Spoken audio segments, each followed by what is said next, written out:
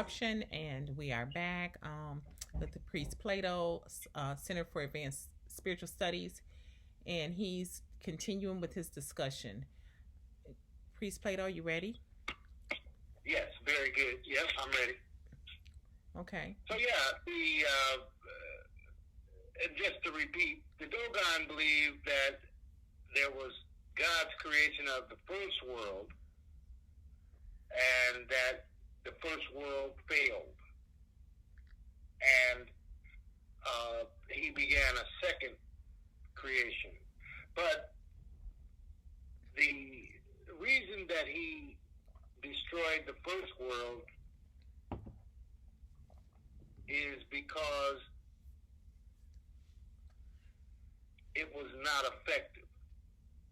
I'm going to read here on page 114 what the Dogon say, and it'll remind you of the book of Genesis when he said the content, the thoughts of his heart, when he had created the first man in the first creation, the thoughts of his heart was only continuously evil. Oh, okay. We'll get to that. But here in page 114, the Dogon say, but Amma had put too many things into the first creation. Moreover, their superposition was not effective. It failed. In fact, during the spinning, the basic element water left the whole. Water apparently was a basic element which is present in us today. I mean, I think we're 87%, 83 or something like that percent water. There wasn't enough water, apparently, the element of water, and I'll get into that. Water in my metaphysics is associated with piety or devotion to God. Okay. You'll see how connected and correspondent these teachings are. But let me keep reading.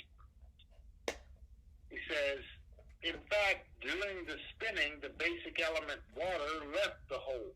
Therefore, when emphasizing that this scattering of the elements contained the grain had been the cause of disorder, one says that the sinny seed is neither dead nor alive, that it is neither plant nor tree, nor anyone, and represents Amma's failure.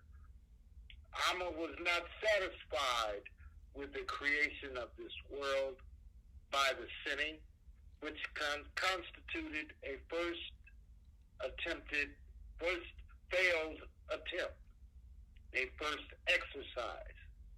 He abandoned and destroyed it, keeping of this roughly drafted creation with the sinning only the seed itself and the four elements, as well as certain germs of wild seeds, which were to develop later.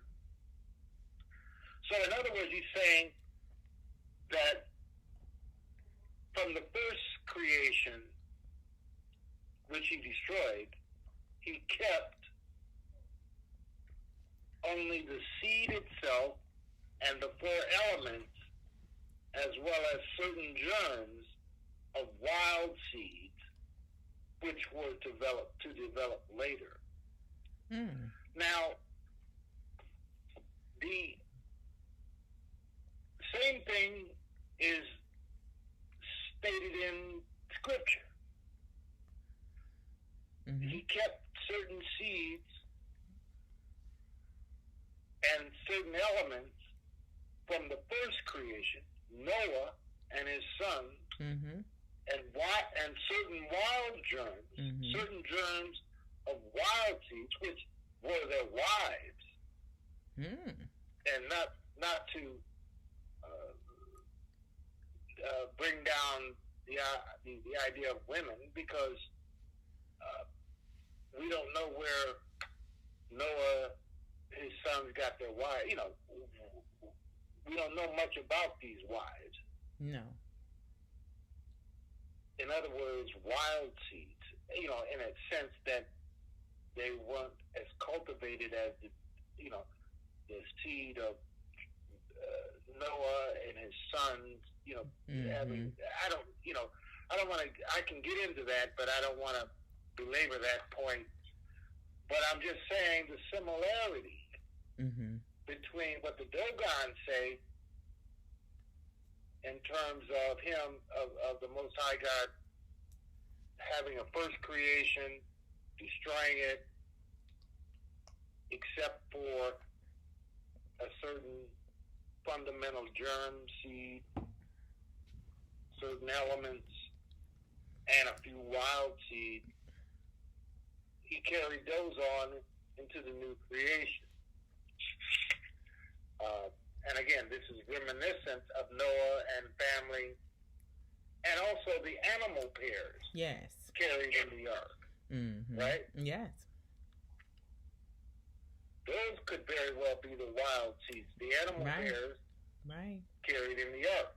That's what I was thinking when you were saying wild seeds. In my mind, I was thinking the animals, and then when you said the wives, then I could get with that. You know what I mean, in terms of the fact that Noah was the seed line. So, right. I understand that piece too. We right on the same page. Right. That's exactly right. Right. Yeah, right. Was it the wives? Yeah, maybe. Because they were not mentioned. The wives were the daughters of the fathers too. Yeah. But in the ark, in Noah's ark, he also had all the animal pairs. Right. And those very well could be the wild seed. Right. You could take it either way. That's right. But I agree with you. The animal pairs is most likely correspondent to the wild seeds as opposed to the wives. I can accept that. That's a good thought. Right. Thanks, Queen Deidre. Well, I mean, I wasn't gonna let you just take the sisters and totally kick us to the curb. No doubt. Right. So let's move on. So God Amma, the Creator, decided to create another universe that would have man as its foundation, as it reads on page 115. Let me go to 115. Okay. In the Dogon, this is in the book The Pale Fox, about the Dogon. Okay. So it says, Amma decided to resume his work to create another universe that would have man as its foundation. It says, this new world, already included in and prefigured by the bummo of the womb of the world, right? So, the bummo, as I mentioned in the first creation, the womb of the world, was the seeds, the germs, the essence of the initial first world creation. He carried some of that over into this new repeat of a creation in the second generation. And in this new creation, this new second universe, he says he would have man as its foundation. Now, truly, today, it's a reality that man is the foundation of the world. If you can imagine, and I'm actually going off script here. Right. That's okay. In the first world, there may have been all kind of animals, dinosaurs, saber-toothed tigers, mastodon, and little bitty old man among all of these wild beasts, one would think the center of the world, the foundation of the world, was all of these wild creatures. I mean, if you pay attention to the dinosaur movies and museums, you would think that, they're huge, they're beastly, Right. There's no The way world man could must really have been tame made that. for them. Yeah. Well, You would have thought the world was made for them. yeah. But the second creation, Mm-hmm. he said he would make man the foundation of it. Okay. And truly, as is today, man dominates the animal kingdom. Mm-hmm. There's no more dinosaurs. There's no more huge, beastly animals. Man is the foundation, the center focus Mm-hmm. of this world. Now, the key thing here is that this is ancient ancestral doctrine. Right. That's the point that I'm trying to get to, Mm-hmm. is that, or emphasize here, that the Dogon, our ancient ancestral teachings, are no different than what's in Scripture. And both the Scripture and our ancestors speak the truth of reality. And it makes more sense. It makes sense because the words that they speak track to reality. Exactly. If you know history and science and biology and reality, you see these things in a general sense are exactly the way things are. I think it gives you a clearer understanding and a deeper understanding of creation as well. No doubt. No doubt. Now, if I was to read further, the complexity requires further explanation. Too long for this program. If I stuck on this topic that we're on right now, it would eat up our whole time. Well, hopefully we'll get a chance to come back to it. Sure. We don't have to try. But in short, just to review what we've talked about so far, it was Alma's egg, within which were 266 signs, Mm-hmm. denoting the original thought of the creation, from which all things, animate and inanimate, came into being. This is that came right from the book. Oh, really? Because Okay. the thought, the 266 signs from which all things animate and inanimate came into being, that's what the Dogons believe. I mean, so when we talk about the elements, the chemical elements on, modern science has that chart with the 200 or so chemical elements. Mm-hmm. They don't have 266. No, they don't. They don't have that many yet. They've only discovered so many elements. Mm-hmm. But I think they're at around the number 200. I forget how many elements on the elemental chart in chemistry there are. I can't think of the number either, but it's nowhere near 266. Let's just say that. Right, they haven't reached 266. Yeah. I looked that up long ago, and I forget exactly where they're at, but the Dogons say that there were 266. So if modern science, 100 years from now, finally figure out 266, they might get it. They may be able to create the world and the universe. I don't think they. Yeah. Anyway, they'll never be able to do it. Nah, they ain't gonna get there because they actually. As I keep moving forward here, you're gonna see why they won't get it. Okay. Because they're carnal minded. There you go. There you go. Fundamentally, they're carnal minded. If they're not interested or aware of spiritual things, they'll never perceive the total 266. As long as they keep thinking materially, and that they have they have the high IQ, then they'll never come around to searching for more. So let them stay where they're at. Right. I totally understand because it's not about your high IQ here that's gonna figure this out. I don't think so. No. The point here is that the Dogon advance a concept that involves many germ seeds versus a single common ancestor. Mm-hmm. Mm-hmm. It would require more time to fully deal with the Dogon beliefs.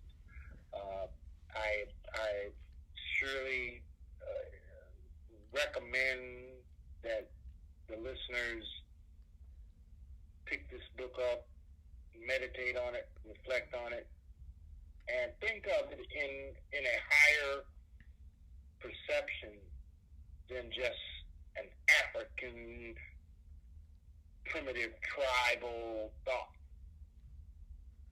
Mm-hmm. Because these, although they're African tribes, the concepts of their ideas actually reflect a very highly sophisticated and complex understanding of the earth, the world, man, and the universe.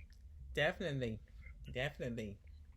I mean, so if you could pick up a medical book or a chemistry book and apply your highest level of understanding to that, when you pick up the Bear Fox, I encourage you to employ your higher, put on your A brain, put on your A cap or your A brain. I think that sounds good. The A brain. We'll go with A brain. Right, when you read the Pale Fox. I know it sounds like it's a challenge, but you can get so much information if you just put the effort in, I believe. So I'm just gonna have to get the book because I haven't had an opportunity to get it yet. So I will be purchasing it probably real soon. Very good. I'm going to move to another example. Here and quickly, I want to read from a text entitled The Tripartite Tractate. I'm going to read from a book. The text is called Tripartite Tractate. Okay. It's from the book, The Nag Hammadi Library. Mm-hmm. Which, I also recommended the Nag Hammadi Library in our program on Vital Books for Israel. Okay, did we make it to part 2 on that? Yeah, we recorded part 2. I didn't see you. Okay, yeah, we did. I just have to go work on it. Yeah, we're fine. Let's move on. Yeah, you gotta put the video. You gotta put the images to yes. it. In part 2 of that Vital Books, I recommended the Nag Hammadi Library.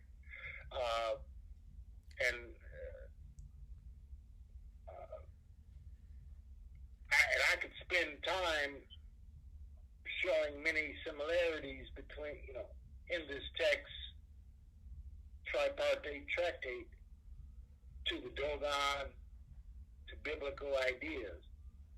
There's, the Tripartite Tractate in the Nag Hammadi Library. It has many similarities. But I simply want to focus on the origin of man as being a multiple seeds or germs versus a single seed. Mm-hmm. A single common ancestor. Okay. And I'm going to read what I'm going to read, it describes the origin of man not as seeds or germ seeds, but metaphorically as multiple kisses. Hmm? Now this is tripartite tractate, page 64 in the book Nag Hammadi Library. It says this. It says, those which exist, and it's talking about soul, human, man, those which exist have come forth from the Son. The Son, S-O-N, like Jesus Christ, and the Father, like kisses. Because of the multitude of some who kiss one another with a good, insatiable kiss. The kiss being a unity, although it involves many kisses. This is to say, it is the church, consisting of many men that existed before the eon, which is called in the proper sense the eons of the eon. This is the nature of the holy, imperishable spirits upon which the Son rests, since it is his essence, just as the Father rests upon the Son. Now this is New Testament gospel scripture right here. It's Old Testament too. You know, because Christ says, before everything I was. He was here before everything. And then there's the church, right? Right. In the Bible, there's scriptures that talks about the church. That's right. And the church rests on Jesus, and Jesus rests on the Father God. This is the tripartite tractate, that Trinity. You know, we did a program on the Trinity method of perception. The Trinity being, in this case, the Father, the Son, and the church. And the church is us. That's right. You know, that's the Trinity. Okay. There's many Trinities. Trinities, like I say, you know, everybody wants to say Trinity is Father, Son, and Holy Ghost. That's the only Trinity they know. But the term Trinity was used by the ancients in the sense that it is a method of perception. There are many Trinities. The Godhead, as it is spoken of in the scriptures, the Godhead is the Father, Son, and the Holy Spirit, the Holy Ghost. That's the Godhead Trinity. But there are many Trinities. This particular Trinity is God the Father, God the Son, and the church. The followers, the members. He calls them the holy, imperishable spirit. The church, holy, imperishable spirit. The Tripartite Tractate, again, is a book that has many examples that reflect these teachings. But I don't want to belabor too much of that, because that again would take us off script here and take a whole lot of time. Uh, let me get back. The point here is to focus on how the origin of man is being, multiple seeds or germ seeds or kisses versus a single common ancestor evolutionary theory by the Europeans. Mm-hmm. Let's see. Another point that it brings out here that he equates these kisses with a thought. Each kiss is a new thought, an insatiable thought, an insatiable kiss, a new thought. Each kiss is different. So is that referring to different personalities, different men? Am I understanding that right? That's for you. That's for you. Okay. That's for you. Right? A multitude, different thoughts, different personalities, different fundamental essences of being. And this is, again, another way of saying the same thing the Dogon are saying in terms of germ seeds and the mixture of 266 signs. This particular seed had 1, 5, 20, and 56 elements in it. This other seed had 221. Okay, I see. I was just 105. Right. There are 266 elements.